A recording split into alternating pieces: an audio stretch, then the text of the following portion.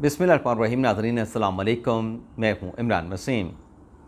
नाज़रीन, चेयरमैन तहरीक इंसाफ इमरान ख़ान ने जेल में एक अहम शख्सियत से मुलाकात से इनकार किया है। ये शख्सियत कौन है और साबिक़ वज़ीर आज़म इमरान ख़ान ने इस अहम शख्सियत से मुलाकात से क्यों इनकार किया? इमरान ख़ान अपने किस बात पे, किस मौक़े पे डट गए हैं? इस मामले की तफ़सीलात अभी कुछ देर में आपके साथ हम शेयर करेंगे, लेकिन इससे पहले हमारे प्रोग्राम की जो दीगर अहम ख़बरें हैं उनकी तफ़सीलात आपकी खिदमत में पेश करेंगे। तो सबसे पहले नाज़रीन, इंतख़ाबात से मुतल्लिक़ एक बड़ी अहम ख़बर है। आज नाज़रीन, डेवलपमेंट ये हुई है कि जो सुप्रीम कोर्ट बार के सदर हैं आबिद ज़ुबैरी साहब, जी हाँ, बिल्कुल ठीक पहुँचे।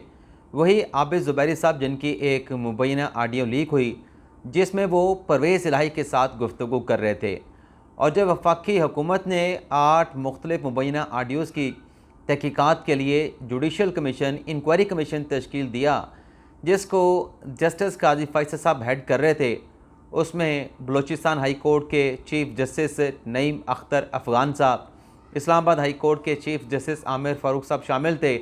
तो यही सुप्रीम कोर्ट बार के सदर थे आबिद ज़ुबैरी साहब, जो एक आर्टिकल 184(3) की दरख्वास्त लेके चीफ़ जस्टिस उमरता बंदयाल साहब की अदालत में जा पहुँचे थे कि ये जो तहकीकात ऑडियो लीक कमीशन की हो रही है, इस तहकीकात को रोका जाए, इसमें मेरी भी ऑडियो की तहकीकात की जाएगी, तो लिहाजा हुक्म इम्तना दिया जाए। तो वो 26 मई को जो जारी किया गया हुक्म इम्तना था आबिद ज़ुबैरी साहब की दरख्वास्त पर, और बंदयाल साहब का जो स्टे ऑर्डर था वो आज तक जारी व सारी है। अब ये आबिद ज़ुबैरी साहब एक नई आर्टिकल 184(3) की दरख्वास्त लेके चीफ़ जस्टिस उमरता बंदयाल साहब की अदालत में उनकी खिदमत में हाज़िर हुए हैं, और इस दरख्वास्त में कहा यह गया है कि 90 रोज़ के अंदर कौमी असम्बली तहलील कर दी गई है, 90 रोज़ के अंदर इंतखाबात को यकीनी बनाया जाए, और जो मुश्तरका मफादात कौंसल में वफाक पाकिस्तान ने बतौर फेडरेशन, यानी वफाकी हुकूमत ने, सूबाई हुकूमतों ने जो मुश्तरका तौर पर फ़ैसला किया है कि मुल्क में जो नई मरदमशुमारी हुई है उसके नताइज को अप्रूव किया गया है, और उसकी रोशनी में जो कहा गया कि अब इंतखाबात जो हैं वो नई मरदमशुमारी पे करवाए जाएंगे, इस फैसले के ख़िलाफ़ जो है वो पहुँचे हैं चीफ़ जस्टिस उमरता बंदयाल साहब के पास आबिद ज़ुबैरी साहब पटिशन लेके, और ये कहा गया कि जो अपनी कौंसल थी, मुश्तरका मफादात कौंसल, उसकी तश्कील गैर आइनी थी, और ये कहा गया है कि आइन का आर्टिकल 224 के तहत 90 दिनों के अंदर इंतखाबात असम्बली की तहलील के बाद करवाना ज़रूरी है।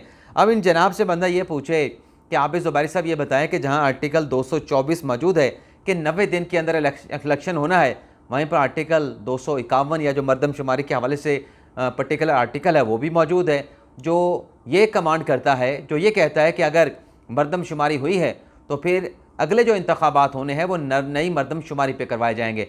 तो ये दरख्वास्त में आबिद ज़ुबैरी साहब ने यह भी कहा है कि जो निगरान वज़रा आला उस मुश्तरका मफादात कौंसल में बैठे थे, वो उस कौंसल के इजलास में बैठ ही नहीं सकते थे।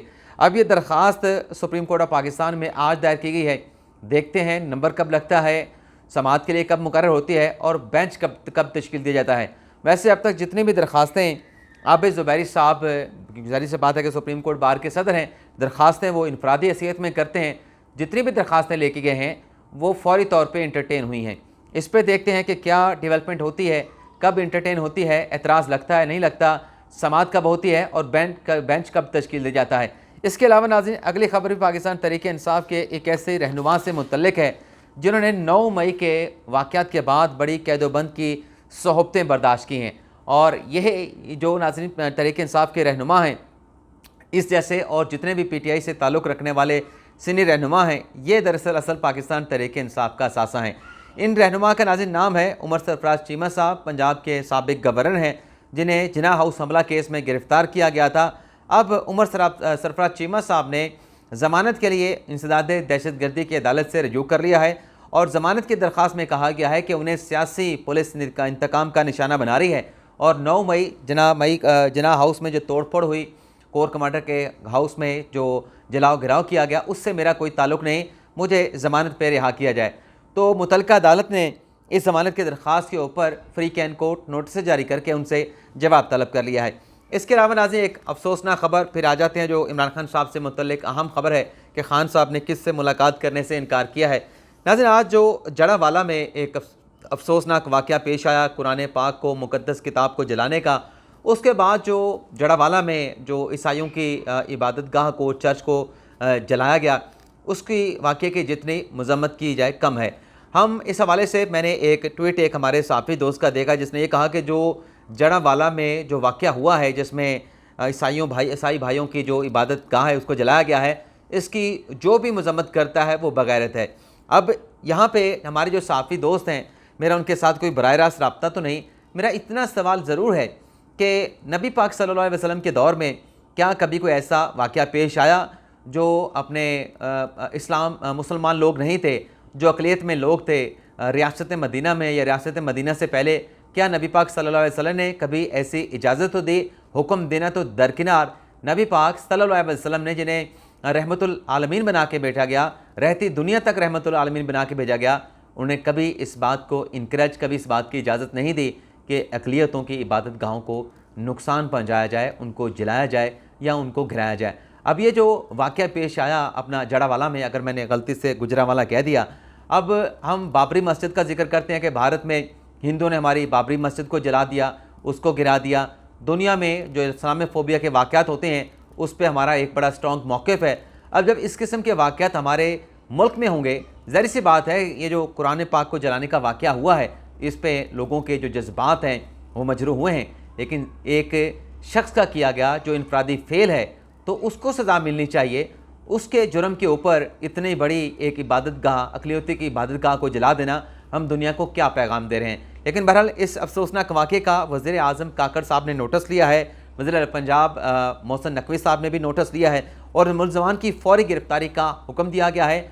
और अब तक के इतलात के मुताबिक जो अपने वज़ीर इतलात हैं पंजाब के, उनका ये कहना है कि पुलिस के IG और जो चीफ़ सेक्रेटरी हैं वो जड़ावाला पहुँच चुके हैं और मामले की तेज़ी के साथ तहकीकात की जा रही है कि जो भी ज़िम्मेदारान हैं उन्हें कैफ़री किरदार तक पहुँचाया जाएगा। इसके अलावा नाज़रीन, जो चेयरमैन PTI इमरान खान साहब से मुतल्लिक़ ख़बर है, उस खबर पर नाज़रीन आने से पहले एक छोटी सी 2 लाइनें की खबर है।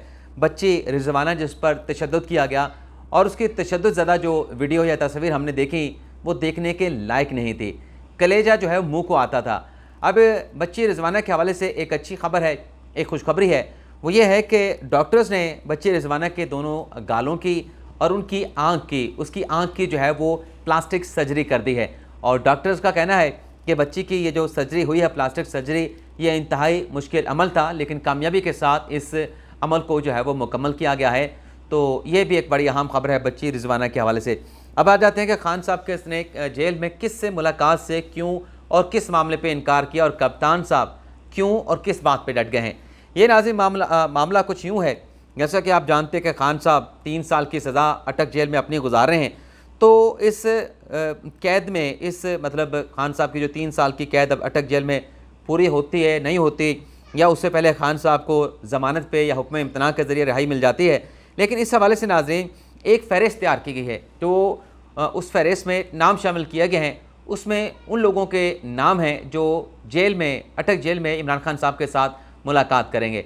अब इनमें एक ऐसे शख्स का नाम शामिल नहीं किया गया क्योंकि जब खान साहब से पूछा गया कि ये लोग आपसे मुलाकात करना चाहते हैं तो खान साहब ने उस अहम शख्सियत से मुलाकात करने से या मुलाकात की ख्वाहिश का इजहार करने से इनकार कर दिया।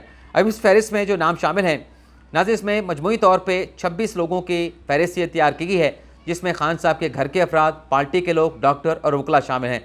घर के अफराद में बुशरा बीबी साहिबा शामिल हैं। इसके अलावा खान साहब की बहनें उज़्मा खान और अलीमा खान का नाम जो है वो भी फ़हरिस्त में शामिल है। इसके अलावा नाज़रीन इस 26 अफराद की फ़हरिस्त में शाह महमूद कुरैशी साहब जो इस वक्त पार्टी को चला रहे हैं, वाइस चेयरमैन है पाकिस्तान तहरीक-ए-इंसाफ के, उनका नाम शामिल है। असद कैसर साहब जो कि साबिक़ स्पीकर हैं कौमी असम्बली के, उनका नाम शामिल किया गया है। और ये भी पाकिस्तान तहरीक-ए-इंसाफ का असासा हैं असद कैसर साहब, इन पर भी बड़ा दबाव और प्रेशर था लेकिन अभी तक ये खान साहब के साथ डट के खड़े हैं।